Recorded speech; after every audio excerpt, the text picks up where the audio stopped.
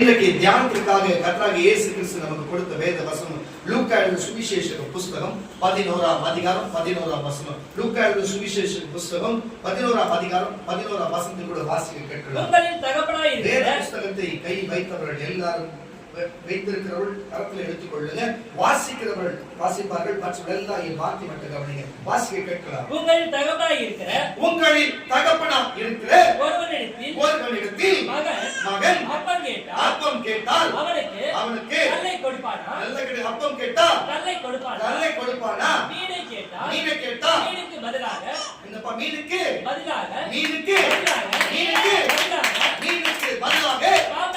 பாம்பை கொடுப்பானா? கர்த்தருடைய பிள்ளைகளே, ஒரு பிள்ளைகள் வந்து தகப்பனிடத்துல அவர்களிடத்துல கேட்கிறது மீனை கேட்டா அவன் பாம்பை கொடுப்பானா? முட்டையை கேட்டா தேளை கொடுப்பானா? நான் கேட்கிறேன். அப்பத்தை கேட்டா நான் கேட்கிற கர்த்தருடைய பிள்ளைகளை கல்லை கொடுப்பானா? அல்லேலூயா. ஒரு தகப்பன் இடத்துல பிள்ளைகள் வந்து கேட்க சொன்னா, அப்பா எனக்கு அப்பம் வேணும், பசிக்கிறது, எனக்கு அப்பம் வேணும் என்று கேட்கா, பசிக்கிற குழந்தைக்கு நல்ல ஒரு உண்மையான ஒரிஜினல் தகப்பனா இருந்தா, உண்மையாவே பெற்றவனா இருந்தா, அவங்க புள்ள கேட்கும் பொழுது என்ன வார்த்தை சொல்லுவா? அவங்கிட்ட இருந்தா, அப்பா இப்ப என்கிட்ட இல்ல, கொஞ்ச நேரம் பொறு, நான் வாங்கி வந்து தரேன், இப்ப இல்லையா என்று சொல்லலாம். ஆனா அதுக்கு பதிலாக ஒரு கல்லை கொடுத்து இதுதான் அப்பம் என்று சொல்லுவானா? ஒரு பிள்ளைகள் முட்டை கேட்டா ஏழை எடுத்து கொடுப்பானா? சொல்லுங்க பாருங்க. மீனை கேட்டா எனக்கு மீன் வேணும், எனக்கு புசிப்பதற்கு நான் பசியா இருக்கிறேன், எனக்கு மீன் வேணும் என்று கேட்கும் பொழுது கையில வைக்க இல்லாத பொழுது இல்லைன்னு சொல்லலாம். ஆனா கையில இருந்து அதுக்கு பதிலாக மீனுக்கு பதிலாக பாம்பை பிடிச்சு கொடுத்து சாப்பிடுன்னு சொன்னா அந்த பாம்பு கையில வாயில கொத்தி விடாதா? இப்பேற்பட்ட காரியத்தை நல்ல தகப்பன் செய்வானா? அல்லேலூயா. ஆனா நான் சொல்லுகிறேன், எந்த ஒரிஜினலா உண்மையா இருக்கிற எந்த தகப்பனும் பூமியில தகப்பன் செய்ய மாட்டான். கேட்டதா ஒண்ணு இல்லன்னுவா, இருந்தா கொடுப்பான். அதுதான் உண்மை. இருந்தா இருக்குன்னு கொடுப்பான், இல்லன்னா இல்லன்னு சொல்லுவான். தவிர கேட்கறதுக்கு மாறுதலா பாருங்க. அந்த கிட்ட கல்லை கொடுக்கிறதோ, மீனை கேட்ட பாம்பை கொடுக்கிறதோ எந்த தகப்பனும் செய்ய மாட்டான். அப்படி மீறி அந்த தகப்பன் செய்யணும்னு சொன்னா, ஒண்ணு அவன் மனநிலை குறைவுள்ளவனா இருக்கலாம், இரண்டாவது அவன் போதையின் வெளியில இருக்கலாம். இதுதானே தவிர மற்றபடி எந்த தகப்பனும் இப்படிப்பட்ட காரியத்தை செய்ய மாட்டான். இந்த உலகத்தில் இருக்கிற தகப்பனை குறித்து வாசிக்க வசனத்தை கூட உங்களின் தகப்பனாய் இருக்கிற ஒருவனிடத்தில் மகன் அப்பம் கேட்டால் அவனுக்கு கல்லை கொடுப்பானா? என்னப்பா கல்லை கொடுப்பானா? மீனை கேட்டா மீனுக்கு பதிலாக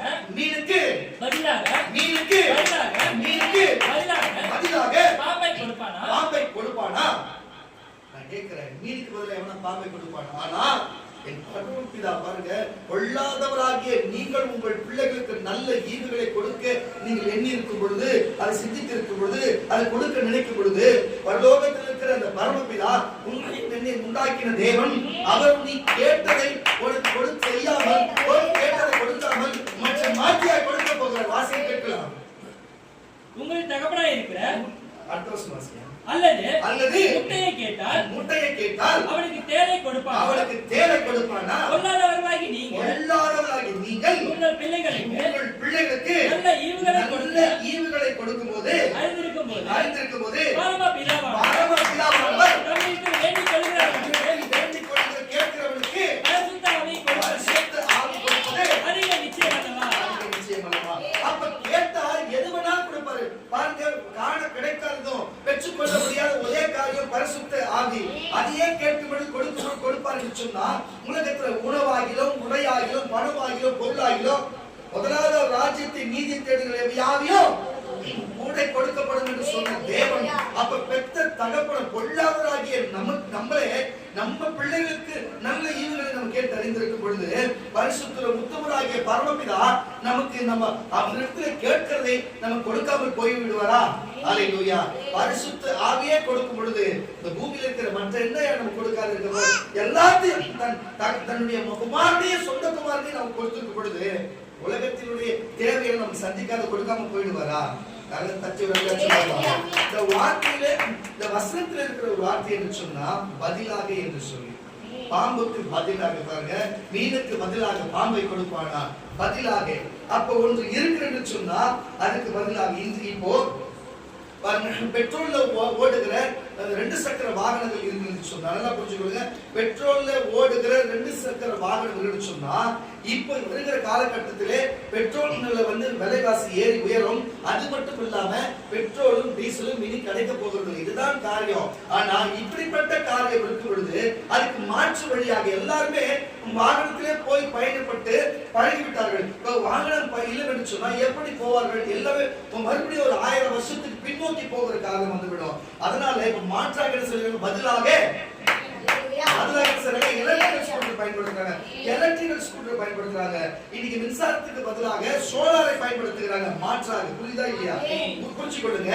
பாருங்க, பெட்ரோல்ல ஓடுகிற தானிய தொழில்நுட்பம் ஆகிய அந்த ஆட்டோமொபைல் அந்த மாதிரி வாகனத்துக்கு இப்போ மாற்றாக எலக்ட்ரிக்கல் ஸ்கூட்டர் வந்திருக்கிறது. மாற்றாக அதே போலதான் மின்சாரத்துக்கு மாற்றாக சோலார் சிஸ்டம் வந்திருக்கிறது. புரிஞ்சுக்கொள்ளுங்க கர்த்தருடைய பிள்ளைகளே. அப்போ ஒரு காரியத்துக்கு ஒரு காரியம் மாற்றாக வருகிறது, ஒரு காரியத்துக்கு ஒரு காரியம் மாற்றாக வரும் பொழுது அப்ப தகப்பனிடத்திலே ஒருவன் மீனை கேட்டா மாற்றாக அவன் பாம்பை கொடுப்பானா?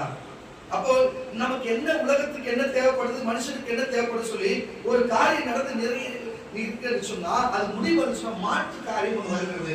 பழைய ஏற்பாடு ஒன்று இருந்தது, இப்ப மாற்றாக புதிய ஏற்பாடு நியாயப்பிரமாணம் என்று ஒன்று இருந்தது, அதுக்கு மாற்றாக ஜீவ பிரமாணமாக கிறிஸ்து இருக்கிறார். அல்லேலூயா. உடன்படிக்கை என்று ஒன்று இருந்தது, மாற்றாக இன்றைக்கு புது உடன்படிக்கை என்று ஒன்று இருக்கிறது. அல்லேலூயா. அது போல ஒவ்வொரு காரியத்துக்கும் மாற்றாக ஒரு காரியத்தை செய்திருக்கிறாங்க. ஆனால் பாருங்க அப்பத்தை கேட்டா, பாருங்க மீனை கேட்டா மாற்றாக அவனுக்கு பாம்பை கொடுப்பானோ? உலகத்தில் இருக்கிற எந்த மனுஷன் கொடுப்பானோ கொடுக்கலையோ 2வது பட்சம். ஆனா கொள்ளாதவர்களாக நீயும் நானும் நல்ல ஈவை தேர்ந்தெடுத்திருக்கும் கொடுக்கும் பொழுது நம் பிள்ளைகளுக்கு நம்ம உண்டாக்கிற தேவன் ஆண்டவராக இயேசு கிறிஸ்து நமக்கு நன்மையை நமக்கு கொடுத்தாங்க. என்ன செய்யறாரு? மாற்றாக இல்ல, அவர் நமக்கு கேட்கிறதே கொடுக்கிற தேவனாக இருக்கிறார். அல்லேலூயா. அப்ப மாற்றம் என்பது காரியத்தை மறுபடியும் வசனத்தை வாசிக்கலாம். 11 கூட உங்கள் தகப்பனாய் இருக்கிற ஒருவனிடத்தில் மகன் அப்பம் கேட்டார் அவனுக்கு கல்லை கொடுப்பானா? மீனை கேட்டால் மீனுக்கு பதிலாக பாம்பை கொடுப்பானா? மீனுக்கு பதிலாக பாம்பை கொடுப்பானா? அப்போ பதிலாக அவன் சொல்லி மாற்றத்தை கொடுக்கிறான்னு சொன்னா, அப்ப மாற்றாக என்று சொன்னாலும் பதில் என்ற வார்த்தையினுடைய பொருள் இருக்குது, மாற்றம் என்ற பொருளாக இருக்கிறது. புரியுதா உங்களுக்கு? பதிலாக. புரியுதா? நான் பதிலாமையா, நான் பதிலா அப்படின்னு சொல்லுவாங்க. கேள்விக்கு நான் பதிலான்றது புரியுதா உங்களுக்கு? அது போல பதில் என்ற வார்த்தை பதிலாக அதுக்கு மாற்று என்ற ஒரு பொருள் இருக்கிறது தமிழ்ல. அது புரிஞ்சுக்கொள்ளும் கர்த்தருடைய பிள்ளைகளே. என்ன சொல்ல வருகிறோம் என்று சொன்னா, ஒரு சம்பவம் ஆதியாகம புஸ்தகத்திலே ஒரு சம்பவம் நடந்தது. எங்க அந்த நாட்டு ஆதியிலே ஒரு பெரிய சம்பவம் நடந்தது. என்ன சம்பவம் கேட்டீங்கன்னா, ஆதாம் ஏவாளுக்கு 2 ஆண் பிள்ளைகள் இருந்தார்கள். அல்லேலூயா. ஒருவன் பேர் காயின் என்று சொல்லப்படுகிறது, இன்னொருவன் ஆபேல் என்று சொல்லப்படுகிறது. உங்களுக்கு நல்லா தெரியும், ஆபேலும் காயினும் என்ன செய்யறான்னு சொன்னா தேவனுக்கு ஆராதனை செய்து தேவனுக்கு பலிகளை செலுத்தி வருகிறவர்களாக இருந்தார்கள். அல்லேலூயா.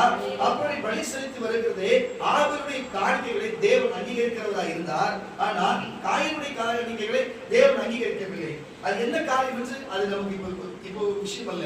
ஆனால் அந்த காரியத்தை தேவன் அங்கே என்னுடைய பலிகளை ஏற்றுக்கொள்ளவில்லை, ஆனால் ஆபேலின் பலியை மட்டும் ஏற்றுக்கொண்டாரே என்று அவன் கோபம் கொண்டு மூர்க்கம் கொண்டு என்ன காரியத்தை செய்தார் சொன்னா, கோபத்தின் நிமித்தம் முதல் கொலை எங்க நடக்கிறது? தன் ஒரே குடும்பத்திலே முதல் பிறந்த சகோதரன் இளைய சகோதரன் என்ன செய்யறான்னு சொன்னா, அவனை அன்றைக்கு தான் முதல் கொலை வருகிறது. ஆபேலை கொன்று போடுகிறான், ஆபேல் அங்கு மரித்து போகிறான். நல்லா புரிஞ்சுக்கொள்ளுங்க. முதல் ஆதாம் உண்டாக்கப்பட்டார். ஆதாமுடைய ஏவாள் உண்டாக்கப்பட்டார்.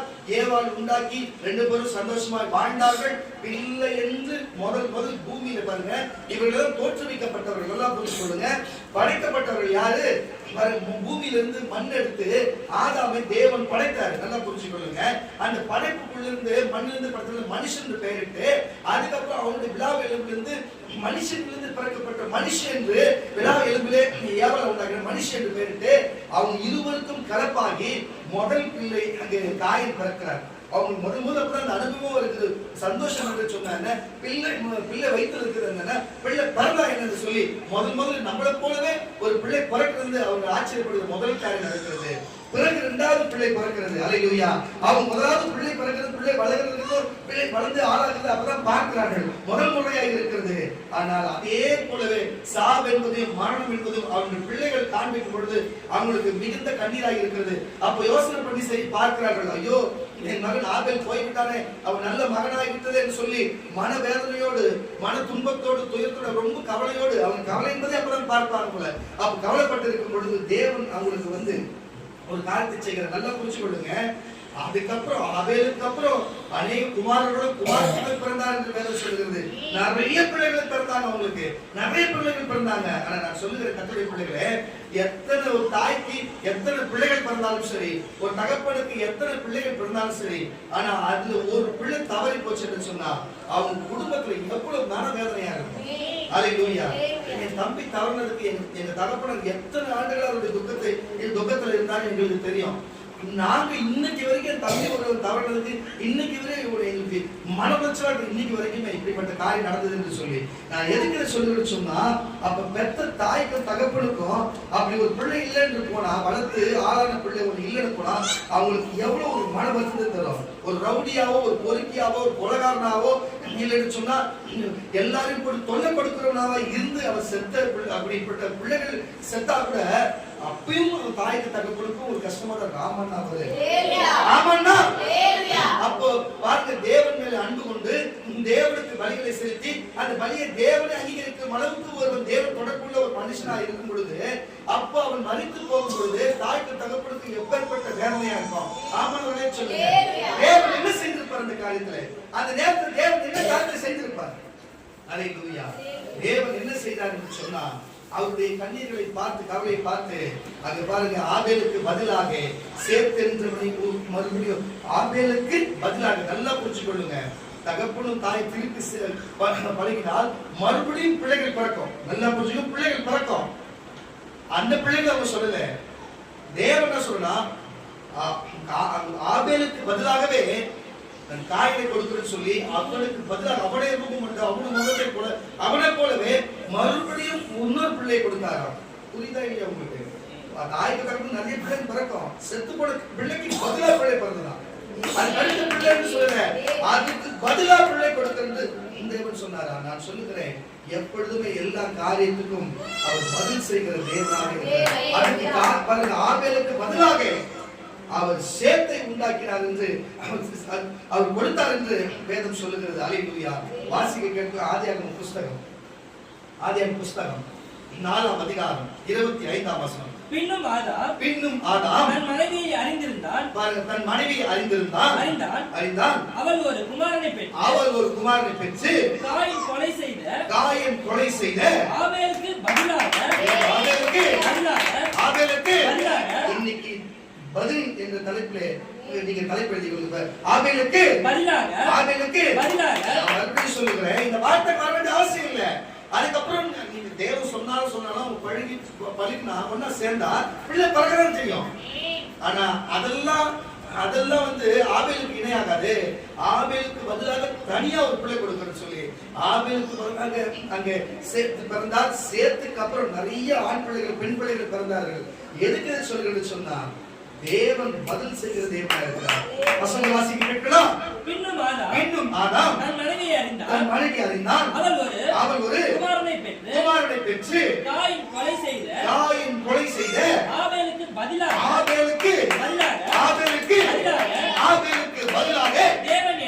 தேவன் எனக்கு வேறொரு புத்திரனை கொடுத்தார் என்று சொல்லி அவனுக்கு சேத் என்று பெயரிட்டார். பேருடைய அர்த்தமே கொடுத்தார் என்று பாருங்க.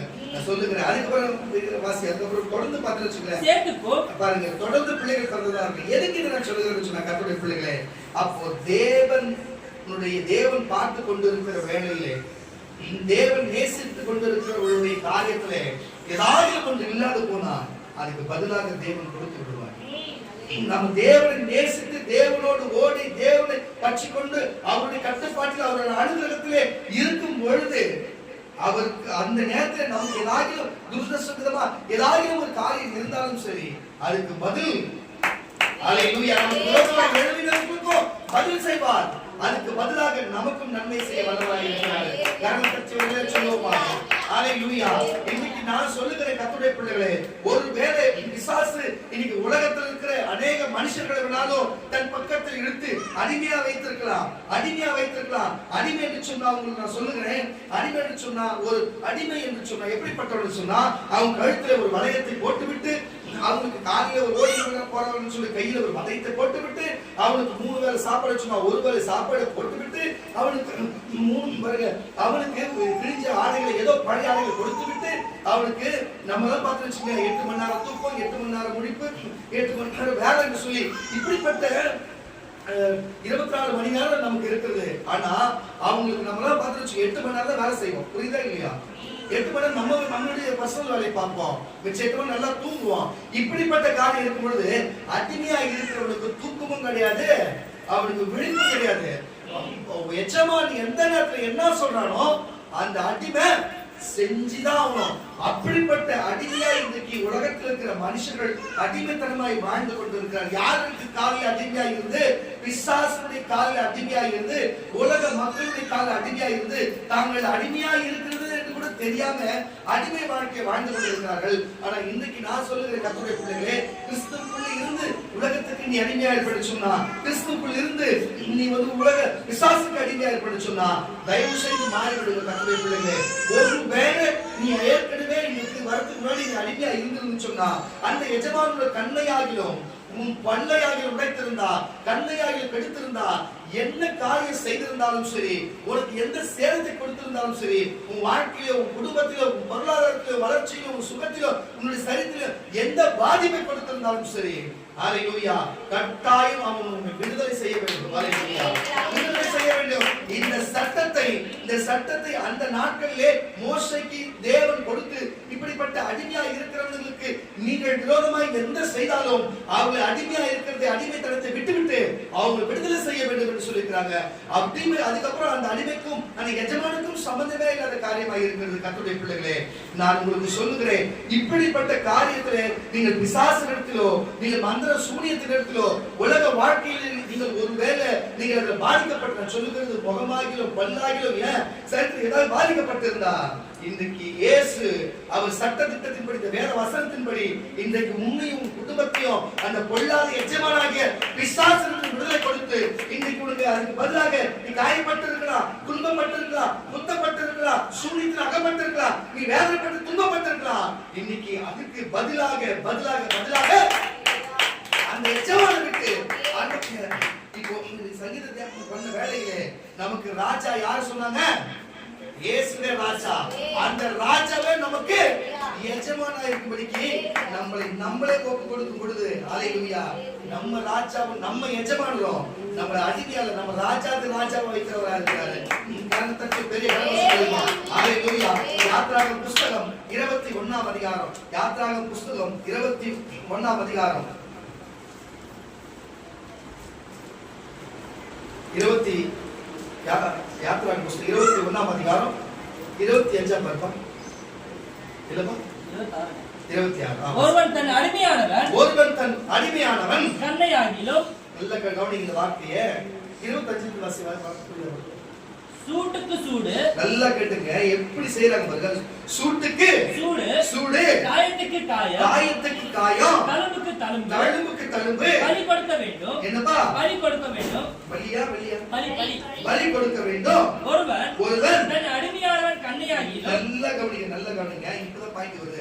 அடிமையானவனின் கண்ணையாகிலும், தன் அடிமை பெண்ணி கண்ணையாகிலும் அடித்ததினால் அதை கொடுத்தால், நல்ல கேட்டுங்க. ஏற்கனவே சூடுக்கு சூடு என்னென்ன காரியம் ஒரு வசனத்தை பார்த்துட்டே வந்தோம். கண்ணையாகிலும் அதை கொடுத்தால் அவன் கண்ணுக்கு பதிலாக அவனை விடுதலை பண்ணிவிட வேண்டும். கண்ணுக்கு பதிலாக அவனை விடுதலை பண்ணிவிட வேண்டும். 27 வாசி. அவன் தன் அடிமையானவன் பல்லையாவது தன் அடிமை பெண்ணி பல்லையாவது குதிரை அடித்தால் அவன் பல்லுக்கு பதிலாக அவனை விடுதலை பண்ணிவிட வேண்டும்.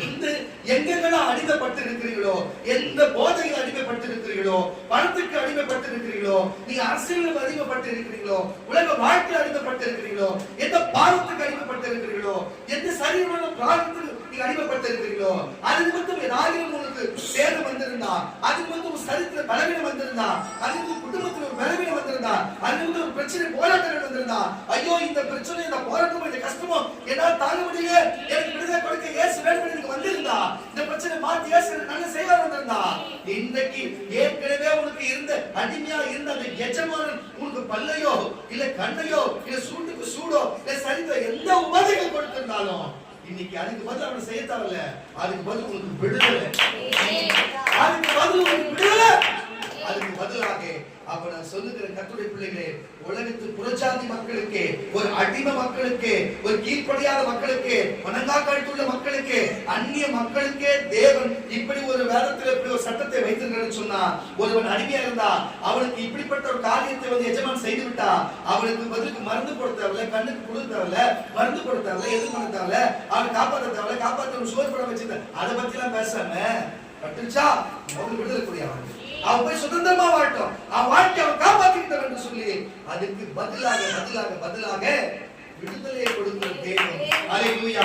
அப்ப கஷ்டப்பட்டு ஒரு குடும்பத்துல கஷ்டம், பணத்துல கஷ்டம், போதையில கஷ்டம், பிரச்சனை, போராட்டம், சூனியம், மந்திரம், வாழ்க்கை முன்னேற ஜானியம் முடம் இருக்குது, கஷ்டம் நஷ்டத்துல நீ அனுபவிச்சு ஏற்கனவே நீ கஷ்டத்தோடு இந்த சபைக்கு வந்திருப்பான்னு சொன்னா, இது டிவில இந்த பேஸ்புக்லயும் யூடியூப்ல பார்க்கிற கர்த்தருடைய பிள்ளையே, நீ இப்படிப்பட்ட வேற சமூகத்தை சார்ந்தவள், நீ கண்ணீரோடு பார்த்து கொண்டிருக்கிறதை நான் பார்க்கிறேன். உன்னை பார்த்து சொல்லுகிறார், நீ கண்ணீர் விட்டதுக்கு, நீ பட்ட பாடுக்கு, உன் பிள்ளைக்கு இப்படிப்பட்ட காரியம் நடந்ததுக்கு, இதோ உன் கணவனுக்கு இப்படிப்பட்ட காரியம் நடந்ததுக்கு, இதுக்கு பதிலாக தேவன் என்ன செய்யறான்னு சொன்னா, இதுக்கு பதிலாக உன் குடும்பத்தை விடுதலை கொடுக்கிறார். பாவத்திலிருந்து சுதந்திரம், விடுதலை, பாவத்திலிருந்து சாபத்திலிருந்து விடுதலை கொடுத்து, இதோ அந்த அடிமைத்தன வாழ்க்கைக்கு விடுதலை கொடுத்து, உனக்கு தேவன் நீ பட்ட கஷ்டத்துக்கு கண்ணீருக்கு பதிலாக விடுதலை கொடுக்கிறார். விடுதலை கொடுக்கிறேன்னு சொன்னா இயேசு தம்மிடத்திலே கொண்டு வந்து அல்லேலூயா எங்க புத்திர சுவிகாரத்தின் ஆவை கொடுத்து நீ சுதந்திரவாதியா இங்க நடத்த, அந்த உலகத்தின் அடிமையா இல்ல, நீ சுதந்திரவாதியாக ராஜாவாக சுதந்திரமாக வைத்திருக்கிறார். அதை புரிந்து கொள். அதுக்கு கஷ்டப்பட்டதா, ஆனா அதுக்கு இங்க பதிலே விடுதலை, அதுக்கு பதிலே. அப்போ எது செய்தாலும் அதுக்கு பதில் உண்டு என்பதை, பாவம் செய்தா அதுக்கு பதில் என்ன? நரகம். பரிசுத்தமாய் வாழ்ந்தா அதுக்கு பதில் என்ன? பரலோகம். அல்லேலூயா. விசுவாசித்து ஜெபித்தா என்ன? அதுக்கு பதில். அல்லேலூயா. அப்ப அதுக்கு பதிலாக தேவன் என்ன காரியத்தை செய்கிறார்? ஒரு கண்ணுக்கு அடிபட்டிருந்தா, பல்லுக்கு அடிபட்டிருந்தா, ஆனா இங்க இருக்கிறவங்களோ கண்ணுலயும் பல்லுலயுமா எல்லாத்தையும் போட்டு உதைக்கிறாங்க, ஆனா அவங்க கிட்ட மட்டும் விடுதலையே இல்லை. நீங்க விடுதலை கேளுங்களேன், தேவன் கொடுக்க வல்லவராக இருக்கிறார். நீங்க விடுதலை கேளுங்களேன், கர்த்தர் விடுதலை கொடுக்க வல்லவராக இருக்கிறார். ஒரு விசுவாசம் எதுக்கு சொல்லுச்சுன்னா, கர்த்தர் அப்படிப்பட்ட அடிமைத்தனத்தில் மாற்றி கர்த்தர் விடுதலை கொடுக்க வல்லவராக இருக்கிறார். அதுக்கு பதிலாக கர்த்தர் நன்மை செய்ய, அதுக்கு பதிலாக கர்த்தர் செய்ய வல்லவராக இருக்கிறார். நீங்கள் அதை ஏற்றுக்கொண்டு விசுவாசிக்கும் பொழுது இந்த பலனான காரியம் உங்களுக்கு நடக்கிறது. கர்த்தருடைய பிள்ளைகளே, நல்லா புரிஞ்சு கொள்ளும். உலகத்து மக்களுக்கே இப்படிப்பட்ட காரியம் சொன்னா, அந்நிய மக்களுக்கே, தேவன் அறியாதவர்களுக்கே இப்படிப்பட்ட காரியம் தேடுவதற்கு சொன்னா, அமர்ந்திருக்கிறீங்களே, அவரே கதி என்று, அவரே தஞ்சம், அவரே கோட்டை, அவரே கண்மலை, அவரே நூறு, அவரே தேவன், அவரே மெசியா, அவரே ராஜா, அவரே மனதாரன், அவரை நம்பி வந்திருக்கிறீங்களே, உனக்கு என்ன செய்யாது இருப்பார்? அதுக்கு பதில் என்ன செய்ய போகிறார்? கர்த்தருடைய பிள்ளைகளே, கர்த்தர் எல்லாருக்கும் பதில் கொடுக்கிற தேவன், எல்லா காரியத்துக்கும் பதில் கொடுக்கிற தேவனாக இருக்கிறார். எல்லாத்தையும் பதில் கொடுத்து நம்ம மீட்டு நம்மளை பலப்படுத்தி நமக்கு வேண்டிகளை எல்லாம் நீக்கி பாருங்க. ஒரு நாள் சங்கீதக்காரனுக்கு தாவீது என்ன செய்யறான்னு சொன்னா, அவர் எல்லாருக்கும், அவன் மாமனாருக்கும் நன்மைகளை செய்கிறார், அவன் பிள்ளைக்கும் நன்மைகளை செய்கிறார், அவன் உற்ற உறவுக்கும் நன்மைகளை செய்கிறார், எல்லாருக்கும் நன்மை செய்கிறார். ஆனா நன்மைக்கு பதில் என்ன வருகிறது? தீமையை வருகிறது. அவருக்கு பாருங்க, சந்தோஷத்துக்கு பதிலாக என்ன வருகிறது? துக்கங்கள் வருகிறது. பாருங்க, இப்படிப்பட்ட காரியம் ஒரு பாருங்க ராஜாவா இருந்தவங்க கூட வருகிறது. ஆனா இறுதியிலே எது நிலை இருக்கிறது? அது போலதான் உனக்கும் ஒருவேளை நீ கிறிஸ்துவுக்குள்ள வந்து உனக்குள்ள நீ நன்மைதான் செய்யற, அதுக்கு பதிலா எனக்கு தீமை வருது, நான் அமைதியா தான் போகிறேன், அதுக்கு பதிலாக எனக்கு யுத்தம் வருகிறது. நான் அமைதியா தான் நடக்கிறேன், அதுக்கு பதிலாக பிரச்சனை வருகிறது. நான் நன்மைக்கு பதிலாக எனக்கு நன்மை வரல, ஆனா நன்மைக்கு பதிலாக எனக்கு தீவிரம் வருது, நன்மைக்கு பதிலாக பிரச்சனை தான் வருது, நன்மைக்கு பதிலாக போராட்டம் வருது. நான் நன்மையா தான் இருக்கிறேன், எனக்கு நன்மை வரலையேன்னு ஒருவேளை என் தாவீது என்னது போல எண்ணலாம். ஆனா என் தாவீதுக்கு எதை செய்தாரோ அதை காட்டிலும் மேலா செய்ய வல்லவராக இருக்கிறார். சங்கீதங்களின் புஸ்தகம் 109ஆம் சங்கீதம், சங்கீதங்களின் புஸ்தகம் 109ஆம் சங்கீதம் 4 இருந்து 5 வரைக்கும் உள்ள காரியங்களை வாசிக்க கற்கலாம். சங்கீதங்களை வாசிக்க கற்கலாம். சங்கீதங்களின் புஸ்தகம் 109ஆம் சங்கீதம் 4-5 வாசிக்க கற்கலாம். என் சிநேகிதருக்கு பதிலாக நல்லா கேட்டுக்கொள்ளுங்க. ஒருத்தவங்க நல்லா புரிஞ்சுக்கணும். இந்த சபையில புரிஞ்சிருப்பீங்கன்னு நினைக்கிறேன். பாருங்க, தங்கள் சிநேகிதருக்கு பதிலாக, தங்கள் சிநேகிதிக்கு பதிலாக, சிநேகிதம் என்று சொன்னால் உறவு, சிநேகிதம் என்று சொன்னா ஒரு நட்பு, சிநேகிதம் என்று சொன்னா அன்பு, சிநேகிதம் என்று சொன்னா உங்களுக்கு கொஞ்சம் சிநேகிக்கணும். புரிஞ்சுச்சா? அப்போ ஒருத்தர் சிநேகிக்கும் பொழுது அதுக்கு பதிலா என்ன பண்ணுவோம்? அங்கிருந்து நமக்கு சிநேகிதம் வரணும். ஆனால் நமக்கு சொல்லாத செய்கிறது, நமக்கு விரோதமா போய் செய்கிறது, நமக்கு பின்னால பேசுகிறது, நம்ம நம்பாம போகிறது, இப்படிப்பட்ட காரியெல்லாம் செய்தா இப்போ சிநேகிக்கும் பொழுது நமக்கு வருகிறது துக்கமான காரியமா இருக்குது, கண்ணீரான காரியமா இருக்குது. அதுக்கு பதிலா என்ன நடக்கணும்? நன்மை செய்தா அதுக்கு பதிலாக நம்ம நன்மை வரணும். ஆனா என்ன வருது? வாசி பாப்பா சொல்லு. என் சிநேகிதத்துக்கு பதிலாக, என்னுடைய பாருங்க, நான் பழகுகிற நட்புக்கு பதிலாக என்னை விரோதிக்கிறார்கள். பாருங்க, நட்பா இருக்கிறதுக்கு பதிலாக விரோதிக்கிறார்கள், நட்பா இருக்கிறதுக்கு பதிலாக விரோதிக்கிறார்கள், நான் சிநேகிதத்துக்கு பதிலாக விரோதிக்கிறார்கள், என்னை விரோதிக்கிறார்கள். நானோ ஜெபம் பண்ணி கொண்டிருக்கிறேன், நான் ஜெபம் பண்ணி கொண்டிருக்கிறேன். நன்மைக்கு பதிலாக, நன்மைக்கு பதிலாக, நன்மைக்கு பதிலாக, நன்மைக்கு பதிலாக, நன்மைக்கு பதிலாக எனக்கு தீமை என்னப்பா? என்னை தீமை செய்கிறார்கள், எனக்கு தீமை செய்கிறாங்க. என் சிநேகத்துக்கு பதிலாக, என்னுடைய நட்பு என்னும் சிநேகத்துக்கு பதிலாக என்னை பகைக்கிறார்கள், என்னை பகைக்கிறார்கள், பகைக்கிறார்கள், பகைக்கிறார்கள். அல்லேலூயா. ஏன் அமர்ந்திருக்கிறவங்க தெரியாதா? நட்புன்னு தான் பழகணும். ஆனால் எவ்வளவு பெரிய வேலையை கொண்டு வந்து வச்சிருக்கோம். அல்லேலூயா. நல்லா தான் பேசி எல்லாத்தையும் உதவி செய்தோம், ஆனா நமக்கு தெரியாத செய்கிறார்கள். புரியுதா இல்லையா உங்களுக்கு? எவ்வளவு ஒரு மன குலைச்சலை கொடுக்கும், அது எவ்வளவு மன வேதனை கொடுக்கும். நீ இல்லைன்னா ஒண்ணுமே இல்லை, நீ தான் எல்லாம். இப்போ நீ இருக்கிறியோ இல்லையோ என்னத்தை சொல்லுகிறது? அல்லேலூயா. தாவீதுக்கு அப்பவே இப்படிப்பட்ட மனுஷர்லாம் விடுதலை சுவிசேஷம் சபைக்குள்ளும் இருப்பார்கள், இது செமஞ்சை பெரும்பாக்கம் பகுதியிலும் இருப்பார்கள், தமிழகம் முழுவதும் இருப்பார்கள் என்று அன்றைக்கே கணித்திருக்கிறார்கள். அல்லேலூயா. சிறைவேல மட்டுமல்ல, நம்ம பக்கத்தில் இருக்கிற என் உறவுகளிலும் இல்லையா, குடும்பத்தில் இல்லையா, சபை இல்லையா, நம்ம பழக்கிற பழக்கத்தில் இல்லையா? வாசிக்க கேட்கலாம். வாசியா. என் சிநேகிதத்துக்கு பதிலாக, நான் பழகிற அன்போடும் நான் சிநேகத்தோடு நான் சிநேகத்துக்கு பதிலாக என்னை விரோதிக்கிறார்கள், என்ன பதிலாக விரோதிக்கிறார்கள், நம் சிநேகத்துக்கு பதிலாக விரோதிக்கிறார்கள், என்ன விரோதிக்கிறாங்க. நானோ ஜெபம் பண்ணி கொண்டிருக்கிறேன், நான் ஜெபம் பண்ணி கொண்டிருக்கிறேன். நன்மைக்கு பதிலாக என்ன சொல்லு? ஜெபம் பண்றீங்களா இல்லையா? நம்ம கண்டுபிடிச்சிட்டு போறாங்க இல்லையா? அப்பா ஊரே சபையே கால் போயிடுது, தெரியாதா? வாசி. நன்மைக்கு பதிலாக, நன்மைக்கு பதிலாக எனக்கு தீமை செய்கிறார்கள், தீமை செய்கிறார்கள். என் சிநேகிதத்துக்கு பதிலாக, என் சிநேகிதத்துக்கு பதிலாக என்னை பகைக்கிறார்கள், என்னை பகைக்கிறார்கள். என் ஜீவனோடு வாசிக்க சொல்லலாம். நன்மைக்கு பதிலாக, நன்மைக்கு பதிலாக எனக்கு தீமை செய்கிறார்கள், நன்மைக்கு பதிலாக தீமை செய்கிறார்கள், நன்மைக்கு பதிலாக தீமை செய்கிறார்கள். என் சிநேகிதத்துக்கு பதிலாக, என்னுடைய பழக்கவழக்க என்னும் சிநேகிதத்துக்கு பதிலாக என்னை பகைக்கிறார்கள், என்னை பகைக்கிறார்கள். தாவீது சொல்லுகிறார், இப்படிப்பட்ட காரியத்தை அவருக்கே செய்யும் பொழுது சாதாரண மனுஷனாகி உனக்கும் எனக்கும் செய்யாது இருக்கிறாங்கன்னா ஆச்சரியப்படுறது. அவ செய்யறாங்கன்னா அது இயல்பாக அப்படிதான் செய்வாங்க. அல்லேலூயா.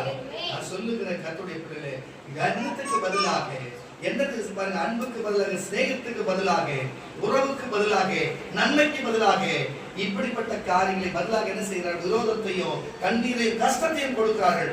இந்த உலக மனிதர்கள் புரிஞ்சு கொள்ளும் கர்த்தருடைய பிள்ளைகளே, நீங்க வந்திருக்கிற ஒருவேளை உன் நட்புகள் உனக்கு இப்படிப்பட்ட பதிலாக உன் துக்கத்தை கொடுத்தார்களா?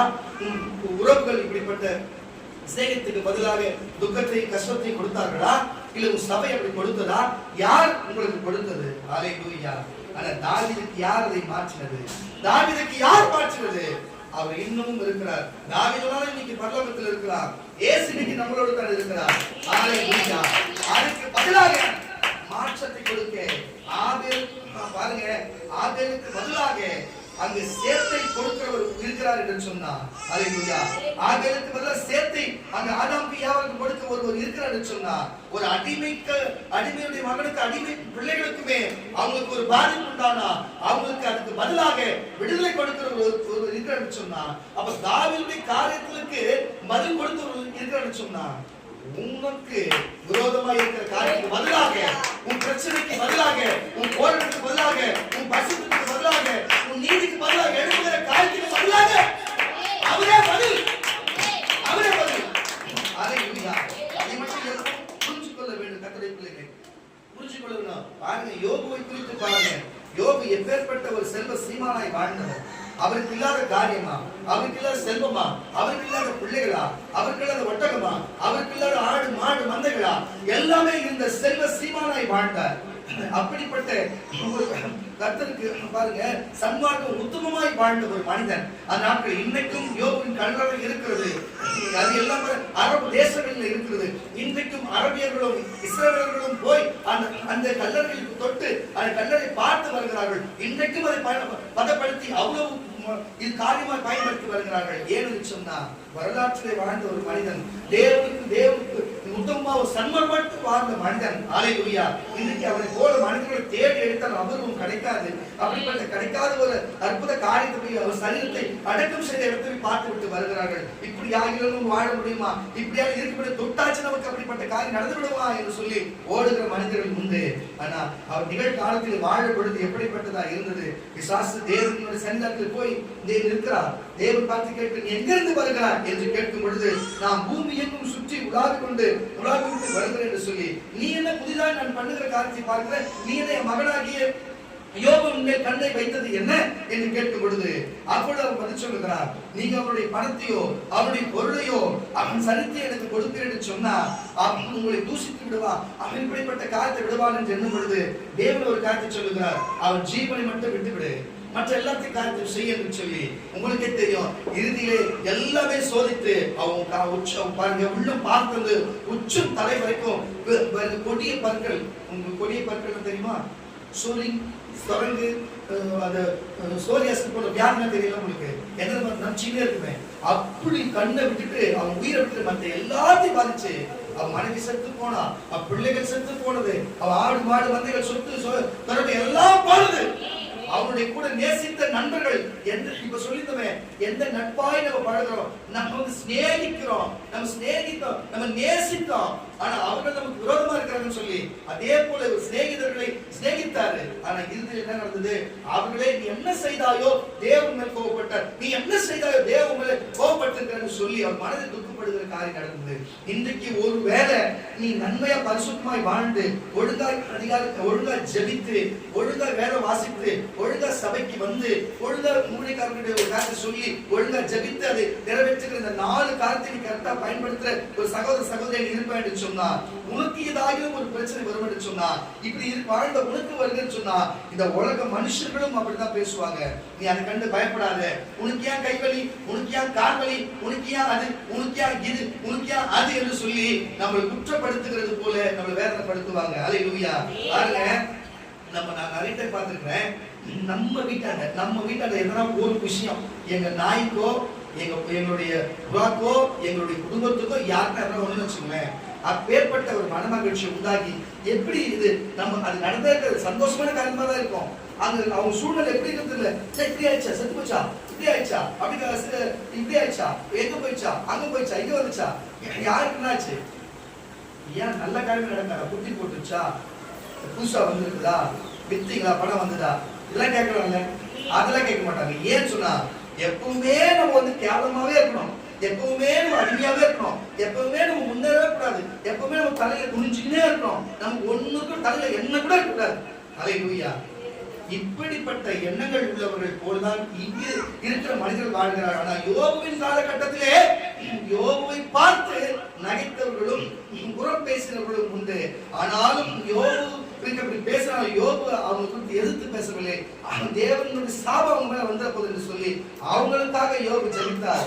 யோபுடைய தரித்திரங்கள் மாறி, யோபுடைய கடினங்கள் மாறி, யோபை மறுபடியும் தேவன் என்ன செய்தாரே, அவர் பட்ட கஷ்டத்துக்கும், அவர் பட்ட பாடுக்கும், அவர் பட்ட நிந்தைக்கும், அவர் பட்ட ஒவ்வொரு காரியத்துக்கும் தேவன் என்ன சொல்ற, இன்னைக்கும் யோபுடைய கல்லறை இருக்கிறது. யோபுடைய கல்லறை பார்க்க நீங்க கோடான கோடி மக்கள் போகிறான்னு சொன்னா, யார் அதுக்கு பதிலா யார் செய்தது? ஹல்லேலூயா. அவர் சரீரம் யாரும் பார்க்க முடியாத சரீரமாய் மாறி போனதும் அதுக்கு பதிலாக இன்னைக்கு அவன் அடக்கி பண்ணி வச்ச போனத்தை பார்க்கறதுக்கு இனி கோடிக்கணக்கில் மக்கள் போறாங்கன்னு சொன்னா, அதுக்கு பதிலாக ஒரு பாருங்க அவனுக்கு இருந்தது 1 மடங்கு, ஆனா அவன் விட்டு போனது 1 மடங்கு. ஆனா அவன் தொட்டது ஆசீர்வாதம். இரட்டத்தனையா தேவன் அவனை ஆசீர்வதித்தார்.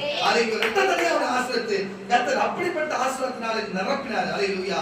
அவன் வாழும்போது செல்வ சீமானா இருந்தானா. ஹல்லேலூயா.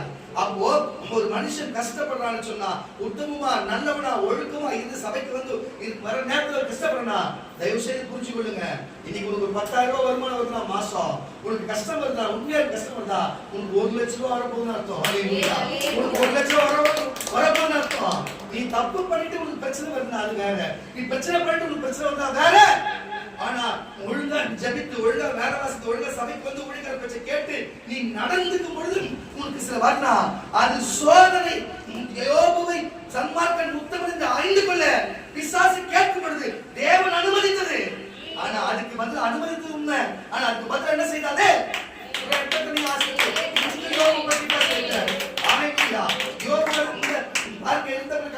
அவங்க மனைவி பேர் கூட சொல்லப்படல, ஆனா யோபு இன்னைக்கு பேசிருக்கிறாருன்னா அவர் அப்படி சன்மார்க்கம் உத்தமமா வாழ்ந்தாரு.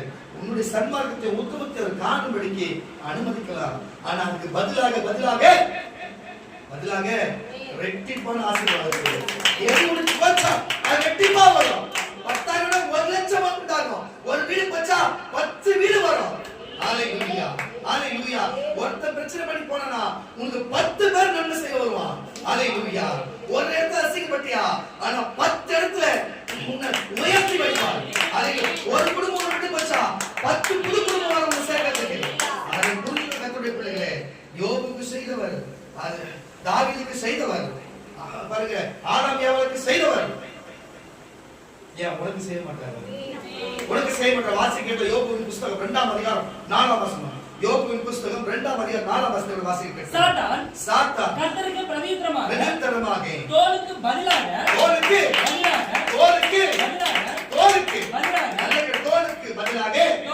தோலையும் தன் ஜீவனுக்கு பதிலாக உயிருக்கு பதிலாக தனக்கு உண்டான அவன் வச்சிருக்கிற எல்லா சொத்து தனக்கு உண்டான எல்லாவற்றையும் மனுஷன் கொடுத்து விடுவான். ஆனாலும் நீ உன்னுடைய கையை நீட்டி அவன் எலும்பையும் அவன் மாம்சத்தையும் தொடுகிறானால் அப்பொழுது அவன் உமது முகத்துக்கு எதிரே முகத்துக்கு எதிரே உம்மை தூசிக்கிறானோ பாரும் என்றார். பிசாசு என்ன காரியம் செய்யற? தூசிக்கிறவனை பாரு, அப்படி அவங்க கிட்ட நிலத்தி பிடிக்குது பாரு என்று சொன்னா, அப்பொழுது கர்த்தர் சாத்தானை நோக்கி இதோ அவன் உன் கையில் இருக்கிற ஆனாலும் அவன் பிராணனை மாற்றி அவன் உயிரை மாற்றம் தப்பவிடும் என்றார். அவன் உயிரை மட்டும் விட்டுடு. அப்பொழுது சாத்தான் கர்த்தருடைய சந்நிதியை விட்டு புறப்பட்டு போய் யோபின் உள்ளங்கால் தொடங்கி அவன் உச்சந்தலை மட்டும் கொடிய பருக்கினால் அவனை வாதித்தான். அவன் ஒரு ஓட்டை எடுத்து தன்னை சுரண்டிக் கொண்டு சாம்பலிலே உட்கார்ந்து அப்பொழுது அவன் மனைவி அவனை பார்த்து இன்னும் உம்முடைய உத்தமத்திலே உறுதியாய் நிற்கிறியோ தேவனை தூசித்து ஜீவனை விடும் என்றார். ஆனா தூசித்து விடும் என்று சொன்னவர் தூசித்து ஜீவனை விட்டார். ஹல்லேலூயா. ஆனால் அவர் தூசிக்கவில்லை. இரட்டத்தனையான ஆசீர்வாதம். ஹல்லேலூயா. இரட்டத்தனையான ஆசீர்வாதம் அவரை பார்க்கவே இல்லை. இவர் சுதந்திரித்தார். இன்னமும் அவன் மனைவி கல்லறை எங்க இருந்தோ இல்லையோ குப்பையா போயிருக்கோம். ஆனா ஹல்லேலூயா, அவருடைய கல்லறை இன்னமும் இருக்கிறது. காரணத்தை நான் சொன்னது இப்போ தூசித்து விடும் ஜீவனை சொன்னார் பாருங்க, அந்த மனைவியுடைய கல்லறை சொல்லுகிறேன். ஹல்லேலூயா. இருக்கிறதுக்கு வாய்ப்பே இல்லை. ஹல்லேலூயா. எதுக்கு சொல்லுகிறேன்? கர்த்தருடைய பிள்ளைகளே, தேவனுக்கு உத்தமமாய் சன்மார்க்கமாய் வாழ்ந்த தேவன் விசுவாசி கேட்டுக்கொண்டு விசுவாசிக்கு தேவன் அனுமதித்த காரியத்தினாலே யார் உத்தமன் என்றும் சன்மார்க்கன் என்றும் இரட்டிப்பான ஆசீர்வாதத்தை நிரப்பப்பட்டு இன்னைக்கு வேறு புகழோடு இருக்கிறான்னு சொன்னா, அதுக்கு பதிலாக தோலுக்கு பதிலாக தோலையும், ஜீவனுக்கு பதிலாக தன் வைத்திருக்கிற ஆஸ்தியையும், ஹalleluya, அதுக்கு பதிலாக ஜீவனுக்கு பதிலாக எது கொடுத்தாலும் இது அந்த ஒரு காரியம் உண்டாகாது. ஆனா ஜீவனுக்காக என்ன மனுஷன் செய்வான்னு பிசாசுக்கு தெரியும். ஹalleluya. இன்றைக்கு நான் சொல்லுகிறேன் கர்த்தருடைய பிள்ளைகளே, ஒருவேளை உன் ஜீவனை போக பாதிப்பு பிசாசு கொடுத்திருக்கிறானோ, உன் சரீரத்தை தொடுபடி பிசாசு வைத்திருக்கிறானோ, உனக்கு வாழ்வாதாரம் தற்கொலை பண்ணுகிற சூழ்நிலை இருக்கிறதோ, எதுவானாலும் சரி, இன்றைக்கு தேவன் பட்சத்திலே இருக்கிறபடியினாலே அதுக்கு பதிலாக கர்த்தர் மாற்றத்தை கொடுக்க வல்லவராய் இருக்கிறார். அதுக்கு பதிலாக கர்த்தர் பாருங்க, இன்னைக்கு உலகத்தில் இருக்கிற பெட்ரோலுக்கு வாகனத்துக்கு பதிலாக எலக்ட்ரிக்கல் ஸ்கூட்டர் வருகிறது. புரிஞ்சு கொள்ளுங்க. எலக்ட்ரிக்கல் பாருங்க, பெட்ரோல் காருக்கு பதிலாக எலக்ட்ரிக்கல் கார்கள் வருகிறது. இன்றைக்கு பாருங்க பாருங்க, இன்னைக்கு பேருந்தெல்லாம் பார்க்கும்போது, அரசாங்க பேருந்தெல்லாம் பார்க்கும்போது டீசல் ஓடிக்கொண்டு இருக்கிறதுக்கு பதிலாக இன்னைக்கு பார்க்க சொன்னா எலக்ட்ரிக்கல் பேருந்து வருகிறது. அப்போ இருக்கிறதுக்கு பதிலாக அதுக்கு பதிலாக ஹalleluya மாறிக்கொண்டு இருக்கும் பொழுது, கரண்ட்டுக்கு பதிலாக சோலார் மாறிக்கொண்டு இருக்கிற வேளையிலே ஹalleluya ஒவ்வொன்றுத்துக்கும் இப்ப பாருங்க, இயற்கை உணவுக்கு பதிலா மாற்றாக வேற உணவு மாறிக்கொண்டு இருக்கிற வேளையிலே, அப்படி ஒவ்வொரு காரியம் மாறிக்கொண்டு இருக்கிற வேளையிலே உங்களுடைய வாழ்க்கையில இருக்கிற காரியத்துக்கு தேவன் அதுக்கு மாற்றாக அதுக்கு பதிலாக தேவன் செய்ய வல்லவராக இருக்கிறாரு. நீ உனக்கு குடும்பத்துக்கு விரோதமா, குடும்பத்துக்கு செயல்பட்டு உன் குடும்பத்தை அச்சுறுத்தி உன் குடும்பத்தை வாழ விடாத செய்தவர்களுக்கும் அதுக்கு பதில் செய்வார் தேவன். அதுக்கு பதிலாக எதிர்த்து நின்று பதில் செய்யறவராக இருக்கிறாரு. யோபுவை நினைச்சுக்கோ, யோபுவை பாரு, ஆதம் ஏவாளை பாருங்க, அங்க பார்த்துட்டு சொன்னா தாவீதை பாரு. இவங்க எல்லாருக்கும் பதிலாக தேவன் என்ன செய்தார்? இவர்களுக்கு பதிலாக அவர் என்ன செய்தார்? கர்த்தருடைய பிள்ளைகளே, நான் ஒரு காரியத்தை சொல்லுகிறேன் பாருங்க. ஆதியாகமம்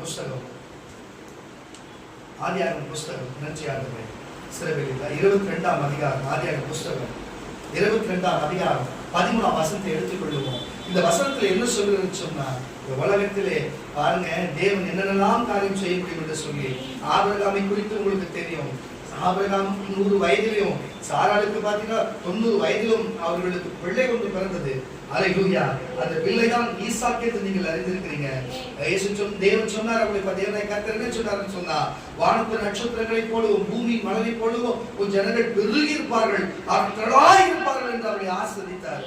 ஆனால் என்ன செய்கிறார் என்று சொன்னா, அவர் பார்த்துக்கிற ஆபிரகாமே, நான் சொல்லுகிறது நீ செய்வாய் என்று சொல்லி, நீ சொல்லுகிறத செய்வா ஆண்டவர் என்று சொல்லும் பொழுது, நான் சொல்லுகிறதுக்கு என்ன சொன்னா, நீ மோரியா மலைக்கு நீ மலைக்கு போ, அங்க என்ன செய்வாய் என்று சொன்னா, அந்த மலையிலே மோரியா மலையில என்ன போய் பண்ணுவாய் என்று சொன்னா, அங்க போயிட்டு பலி கொடுக்க வேண்டும், கட்டைகளை எல்லாத்தையும் எடுத்துக்கொண்டு போ என்று சொல்லி, பலிக்கு என்னத்தை கொண்டு போகணும்னு சொல்லும் பொழுது, நீ ஈசாக்கை பலி கொடுக்க வேண்டும் என்று சொல்லும் பொழுது, பாருங்க நல்லா புரிஞ்சு கொள்ளுங்க, அவருக்கும் 100 வயதானது, அவருக்கு பிறந்து ஒரு பிள்ளை தான், அவருக்கும் சாராளுக்கு பிறந்த ஒரு பிள்ளை தான், நல்லா புரிஞ்சுக்கணும். அப்போ அந்த ஒரு பிள்ளையும் பலிக்கா கேட்டா மறுபடியும் அவருக்கு எப்படி பிள்ளை பிறக்கும்?